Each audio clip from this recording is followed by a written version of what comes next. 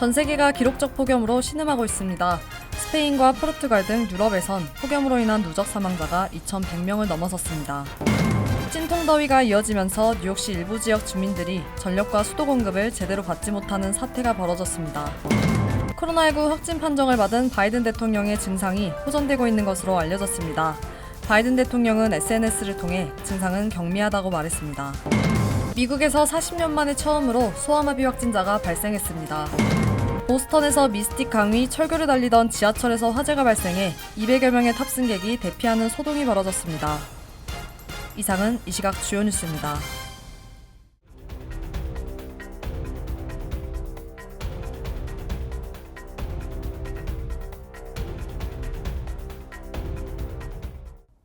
시청자 여러분 안녕하십니까? KBN 뉴스입니다. 전 세계가 기록적 폭염으로 신음하고 있습니다. 미국은 서부 피닉스부터 동부 보스턴에 걸쳐 1억 명이 화씨 100도에 이르는 극심한 더위 속에 갇혀 있고 스페인과 포르투갈 등 유럽에선 폭염으로 인한 누적 사망자가 2,100명을 넘어섰습니다. 박준환 기자가 보도합니다. 서부에서 동부까지 미 전역이 연일 화씨 100도를 웃도는 폭염에 시달리고 있습니다. 뉴욕타임스는 최근 며칠간 115도까지 치솟은 무더위 속에 서부 피닉스에서 동부 보스턴까지 48개의 주에서 1억 명 이상이 폭염을 경험하고 있다고 보도했습니다. 기상청은 이날 낮 기온이 최저 110도에서 최고 115도로 예보된 애리조나주 피닉스 지역에 폭염 경보를 추가 발령했습니다.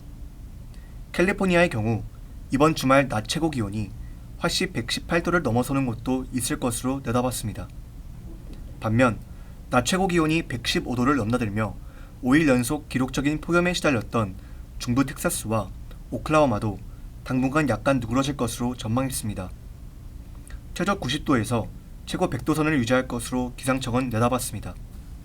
보스턴, 뉴욕, 워싱턴의 경우 이번 주말 무더위가 기승을 부릴 것으로 관측됐습니다. 뉴욕과 뉴저지 지역은 토요일 96도, 일요일은 98도가 예보되고 있으며 일부 지역은 100도를 넘어서는 곳도 있겠습니다. 뉴욕타임스는 이번 더위는 2016년 여름 이후 6년 만의 무더위라고 보도했습니다. 한편 유럽 지역 외신을 종합하면 영국, 프랑스 등에서는 폭염 기세가 한풀 꺾인 반면 스페인, 포르투갈 등 남유럽에는 무더위가 계속됐습니다. 스페인과 포르투갈에서는 이번 무더위로 인한 누적 사망자가 2,110명으로 늘어났습니다. KBN 뉴스 박준환입니다. 찜통 더위가 이어지면서 뉴욕시 일부 지역 주민들이 전력과 수도 공급을 제대로 받지 못하는 사태가 벌어졌습니다. 뉴욕시 전력공급업체 코네디슨의 전력공급 현황 지도에 따르면 어제 오후 12시 기준 브롱스 엘러트 내 1,060가구, 컨트리클럽과 로커스 포인트의 3,000가구, 퀸즈 아스토리아 522가구, 브루클린 100가구 등 약 5,600가구가 전력공급 중단이 되는 정전 피해를 입은 것으로 확인됐습니다. 피해 지역은 오후 4시쯤에서야 복구된 것으로 파악되고 있습니다. 콘 에디슨은 엘름허스트, 프레시메도, 오클랜드 가든스 등 퀸즈 일부 지역에 장비 문제로 전력 공급 중단 우려가 있어 전력 사용을 자제해 줄 것을 당부했습니다. 뉴저지는 수도 공급에 어려움을 겪고 있습니다. 뉴저지주 17개 카운티에 수도를 공급하는 최대 수도업체 뉴저지 아메리칸 워터는 미들섹스와 유니온 카운티 등 7개 카운티 주민들에게 이번 주에 수도 사용을 절제해 줄 것을 당부했습니다. 폭염에 따라 수도 사용이 급격히 늘면서 이번 주 동안 원활한 공급이 어려울 수도 있다고 덧붙였습니다. 한편 뉴저지 버겐 카운티 7개 타운 식수에서 대장균이 발견돼 수돗물 주의보가 발령됐습니다. 수돗물을 공급하고 있는 베올리아 측은 지난 19일과 20일 리치필드에서 수도관이 파손된 후 채취한 샘플에서 이콜라이균이 발견됐다며 펠팍, 포트리, 레오니아, 리치필드, 클립사이드팍, 엣지워러, 페어뷰 등 7개 타운은 당분간 수돗물을 끓여서 마셔야 한다고 밝혔습니다. 코로나19 확진 판정을 받은 바이든 대통령의 증상이 호전되고 있는 것으로 알려졌습니다. 주치의는 대통령의 상태는 정상범주에 속한다고 밝혔고 바이든 대통령도 SNS를 통해 증상은 경미하다고 말했습니다. 박준환 기자가 전해드립니다. 바이든 대통령 주치의인 케빈 오코너는 오늘 백악관 홈페이지에 공개된 서한에서 바이든 대통령은 지난밤 팍스로이드 요법 첫날을 마쳤다라며 그의 증상은 호전되고 있다라고 밝혔습니다. 바이든 대통령은 어제 저녁 기준 체온이 99.4도 정도로 아세트아미노펜 계열 해열 진통제인 타이레놀 투약이 잘 들었다는 설명입니다. 바이든 대통령의 주된 증상은 여전히 콧물과 피로입니다. 목소리도 다소 가라앉았다고 합니다. 맥박과 혈압, 호흡률, 산소 포화도는 전반적으로 정상 범주에 속한다고 주치의는 덧붙였습니다. 주치의는 팍스로비드 요법을 계획대로 계속할 것이라고 말했습니다. 바이든 대통령은 격리 상태에서 업무를 수행하는 사진을 오늘 자신의 트위터 계정에 올렸습니다. 어제는 트위터에 공개한 영상을 통해 나는 2번 백신을 맞았고 2번 부스터샷을 접종했다. 증상은 경미하다고 강조했습니다. 또 당신들 문의와 우려에 정말 감사한다고 말했습니다. 바이든 대통령이 연이어 트위터에 자신의 업무 근황을 남기는 데에는 고령인 자신의 코로나19 확진 판정을 두고 세간에서 끊이지 않는 우려를 불식하려는 의도가 담긴 것으로 해석됩니다. KBN 뉴스 박주단입니다. 지난 3월 뉴욕 용커스에서 발생한 아시안 여성 폭행 사건을 보도해드렸는데요. 검찰이 용의자를 증오범죄 혐의로 기소했습니다. 계속해서 박준환 기자입니다. 검찰이 지난 3월 뉴욕 용커스에서 발생한 아시안 여성 무차별 폭행 사건의 용의자를 2급 살인 미수와 1급 폭행 등 다수의 증오범죄 혐의로 기소했습니다. 당시 경찰이 공개한 영상에 따르면 사건 당일 밤 한 아파트 건물 안에서 아시안 여성은 용의자 옆을 지나쳐 걸어갔습니다. 그리고 용의자는 자신의 집 현관문에 열쇠를 꽂는 여성의 뒤를 따라 들어가 그의 머리를 주먹으로 때려 바닥에 쓰러뜨렸습니다. 검찰은 피습 직전 용의자는 아시안을 비하하는 욕설을 했다고도 전했습니다. 고소장에 따르면 용의자는 바닥에 쓰러진 여성을 주먹으로 125차례 폭행하고 7차례 그의 몸을 발로 짓밟고 그 위에 침을 뱉었습니다.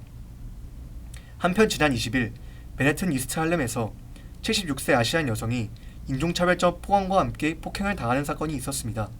뉴욕 포스트에 따르면 20일 오전 10시 45분 이스트 할렘 112스트리트와 3에비뉴 선상에서 50대 남성이 난 한국인들이 싫어라고 소리를 지르며 76세 아시안 여성을 주먹으로 가격하는 사건이 벌어졌습니다. 신고를 받고 출동한 경찰은 용의자 티파니 펠더를 증오범죄를 포함 65세 이상 노인 폭행 및 괴롭힘 혐의로 현장에서 체포했습니다.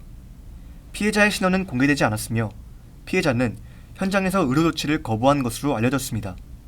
팬데믹 이후 미국에서 수천 명의 아시아인들이 각종 언어폭력과 신체적 폭력 등 아시아인에 대한 증오범죄의 피해자가 됐습니다. 인종차별 관련 단체 스톱 AAPI 헤이트에 따르면 2020년 3월부터 올해 3월 31일까지 지난 2년간 아시아인을 대상으로 한 증오범죄가 11,500건 가까이 보고된 것으로 알려졌습니다. KBN 뉴스 박주단입니다. 하원에서는 마리화나를 합법화하는 법안이 처리된 가운데 민주당이 상원에서도 해당 법안을 추진하겠다고 밝혔습니다. 민주당 척슈머 상원 원내대표는 어제 의회에서 대마초 합법화는 주 차원에서 상당히 성공을 거둔 것이 증명됐다며 이제 의회가 이를 따라잡을 차례라고 말했습니다. 이어 내가 연방 차원의 대마초 금지를 끝낼 때라고 말한 첫 다수당 대표라는 게 자랑스럽다며 대마초 관리 및 기회 법안을 공개했습니다. 법안은 연방 차원에서 마리화나를 합법화하고 식품의약국의 마리화나를 모니터링할 것을 요구하는 내용을 담고 있습니다.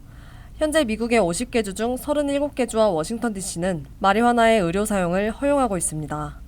18개 주와 워싱턴 DC는 비의료적 사용도 허가하고 있습니다. 앞서 민주당이 다수당인 하원에서는 지난 4월 마리화나를 유통하거나 소지한 사람에 대한 처벌 조항을 삭제하는 법안을 처리했습니다. 이에 따라 상원에서도 법안이 처리되면 미국 연방 차원에서 마리화나가 합법화됩니다. 슈머 원내대표는 구체적인 표결 일정은 제시하지 않았습니다. 그는 이것은 입법 절차의 끝이 아니라 시작이라는 것을 강조하고 싶다면서 우리는 이 법안에 대해 지지를 확보하기 위해 노력할 것이며 대마초 관련 법안 개혁을 위해 진전할 수 있길 희망한다고 덧붙였습니다. 해당 법안이 조만간 상원에 상정될 것으로 보입니다. 상원 소위원회는 다음 주께 법안 상정을 위한 청문회를 개최할 것으로 알려졌습니다. 하원이 어제 피임 접근권을 보장하는 내용의 법안을 통과시켰습니다. 정치 전문 매체 더일에 따르면 하원은 어제 본회의에서 여성들의 피임 접근권을 보장하는 내용의 법안을 찬반 228대 195로 처리했습니다. 민주당 의원 220명이 전원 찬성했고 공화당 의원 중에서는 8명이 찬성표를 던졌습니다. 이 법안은 일반인이 피임약이나 피임기구에 접근할 수 있고 의사가 이를 처방할 수 있는 권리를 연방정부 차원에서 보장하는 내용을 골자로 합니다. 이번 법안은 연방 대법원이 지난달 헌법상 보장된 권리가 아니라는 이유로 낙태권을 보장해온 로데웨이드 판례를 폐기한 이후 피임 접근권도 영향을 미칠 수 있다는 우려 속에 처리됐습니다. 보수 성향의 클래런스 토머스 대법관은 당시 판결문 보충 의견에서 대법원이 앞으로 피임, 동성애, 동성결혼을 보장한 판례의 오류를 바로잡아야 한다고 밝힌 바 있습니다. 이 판결 이후 일부 보수 성향 주의회에서는 피임 접근권을 제한하는 법안이 발의됐습니다. 또 12개 주는 보건 서비스 제공자가 피임약을 거부할 수 있도록 하고 있습니다. 그러나 이번 법안이 상원의 문턱을 넘을지는 불투명하다는 시각이 우세합니다. 뉴욕 주지사 선거에 출마한 공화당 리젤딘 하원 의원이 선거운동 도중 괴한으로부터 공격을 당했습니다.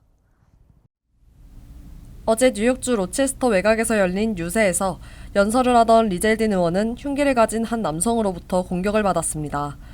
유세 현장에 있던 사람들이 급히 이 남성을 제압했으며 젤딘 의원은 다치지 않았다고 캠프 관계자가 밝혔습니다.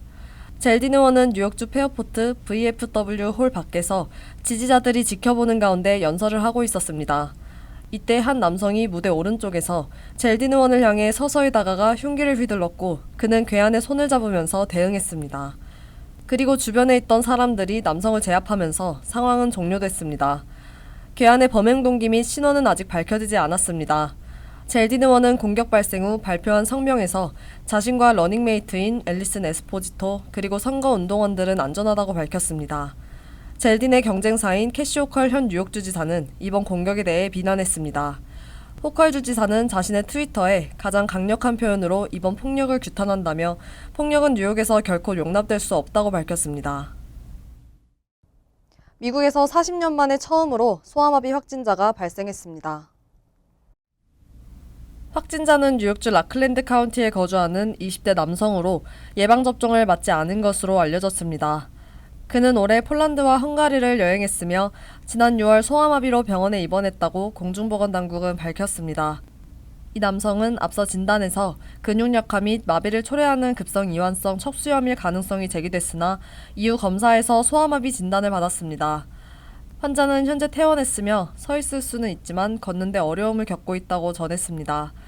라클랜드 카운티와 뉴욕주 보건당국은 같은 날 병원에 추가 사례가 나오는지 경계하라고 했습니다. 보건당국은 이 환자가 전염성이 있는 것은 아니라고 말했습니다. 질병통제예방센터는 별도 성명에서 예방접종을 맞은 일반인의 위험은 낮다며 전문가들은 이 환자가 어디서 감염됐는지 파악하기 위해 노력하고 있다고 전했습니다. 의료계에서는 소아마비 환자의 전염성은 초기 1, 2주에 가장 강한 것으로 보고 있습니다. 소아마비는 전염성이 강하고 생명을 위협할 수 있는 바이러스성 질병으로 백신을 접종하지 않은 1000명 중 5명꼴로 영구마비가 일어납니다. 워싱턴 포스트는 미국 인구 대부분은 어린 시절 예방접종을 맞기 때문에 면역력을 갖추고 있지만 라클랜드 카운티와 같은 예방접종률이 낮은 극정통파 유대교 거주 지역은 고위험군에 속한다고 보도했습니다. 미국에서 소아마비가 자연적으로 발생한 것은 1979년이 마지막이었으며 2013년 해외에서 감염된 사례가 보고된 바 있습니다. 보스턴에서 미스틱 강의 철교를 달리던 지하철에서 화재가 발생했습니다. 놀란 수백 명의 탑승객은 창문을 통해 열차를 탈출했고 한 여성은 10m 아래 강으로 뛰어내리기도 했습니다. 어제 오전 매사추세츠주 보스턴 서머빌의 미스틱 강의를 달리던 오렌지라인 지하철에서 화재가 발생해 200여 명의 탑승객이 대피하는 소동이 벌어졌습니다. 오전 6시 45분 달리던 열차 앞쪽에서 갑자기 연기가 나더니 금세 불이 붙었습니다. 열차는 멈췄고 승객들은 모두 가장 뒷칸으로 모여들었습니다.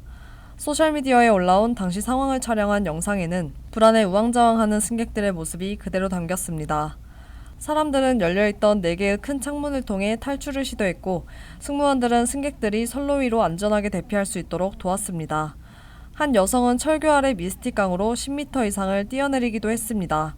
당시 미스틱 강에서 훈련 중이던 서머빌 소방대가 그 여성을 발견하고 구조보트에 탈 것을 제안했지만 그는 거절했습니다. 여성은 소방대원들이 제공한 구명조끼만을 받아 스스로 강가까지 헤엄쳐 갔습니다. 스티브 포프탁 MBTA 총괄 매니저는 기자회견을 통해 이번 화재는 알루미늄 측선과 비슷한 소재의 금속 스트랩이 열차에서 떨어져 전기가 흐르는 제3철도와 접촉하면서 발생했다고 밝혔습니다. 열차에 고정돼 있던 금속 스트랩이 어떻게 떨어진 것인지는 밝히지 않았지만 최근에 폭염이 영향을 미친 것은 분명하다고 말했습니다. 이번 사고로 부상자는 발생하지 않았으며 점검을 마친 후 오전 11시에 모든 서비스가 복구됐습니다. 간추린 소식입니다. 오는 27일 워싱턴 DC에서 한국정쟁 참전 용사들의 이름을 새긴 추모의 벽 제막식이 개최됩니다. 추모의 벽은 한국전쟁에 참전한 36,634명의 미국 병사와 7,174명의 한국군 카투사 등 전사자 총 43,808명의 이름을 새긴 화강 한 판 등으로 구성됐습니다. 지난 5월 공사가 마무리됐으며 정전협정 69주년에 맞춰 오는 27일 열리는 공식 완공 제막식에는 한미 국방장관을 비롯해 최태원 SK그룹 회장 등 재계 인사들도 참석할 것으로 알려졌습니다. 뉴저지에서 이민 신분에 따른 세입자 차별을 금지하는 법안이 추진됩니다. 이민자 세입자 보호법이라고 명명된 이 법안은 건물주가 세입자에게 이민 신분을 이유로 퇴거를 요구할 수 없고 퇴거시키기 위해 이민 신분을 공개하거나 위협하는 행위를 금지하는 내용이 골자입니다. 만약 이민 신분을 이유로 차별받은 세입자는 법정에서 건물주에게 피해 보상을 요구할 수 있고 변호사 비용도 보조받을 수 있습니다. 또 법 위반 시 최대 $2,000의 민사상의 벌금을 세입자에게 지급해야 합니다. 연방우체국은 새로 구매하는 우편 배달차의 40%를 전기차로 교체하겠다고 밝혔습니다.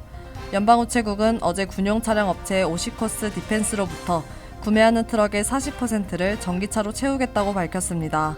당초 계획했던 10%보다 증가한 수치입니다. 연방우체국은 84,500대의 신규 우편 배달 트럭을 구매하기로 결정했으며 이 중 33,800대가 전기 차량입니다. 신규 우편 배달 트럭은 이르면 오는 2023년 말부터 배달 업무에 투입될 예정입니다. 뉴욕 총영사관이 전자여행허가 비공식 웹사이트 및 대행업체 주의를 당부했습니다. 총영사관은 어제 보도자료를 통해 온라인상에서 KETA 공식 대행업체를 사칭해 비싼 신청 수수료를 청구하는 피해 사례가 발생하고 있다며 피해 방지를 위해 반드시 한국 법무부가 운영하는 전자여행허가 공식 웹사이트 또는 모바일 애플리케이션 이용을 당부한다고 밝혔습니다. 환율과 증권 소식입니다.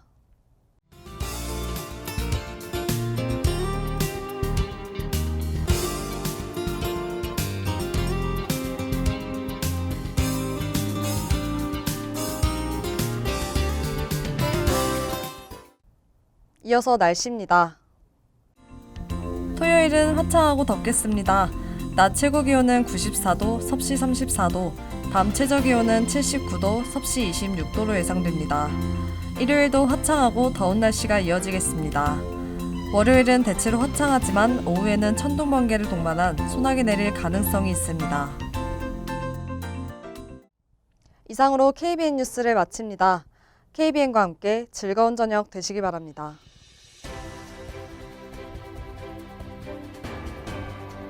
미 동부 최대 한인방송 KBN이 제작하는 KBN 뉴스는 웹사이트 mykbn.com 그리고 유튜브와 페이스북에서 다시 보실 수 있습니다. 좋아요, 구독, 알림 설정은 뉴스 제작에 큰 도움이 됩니다.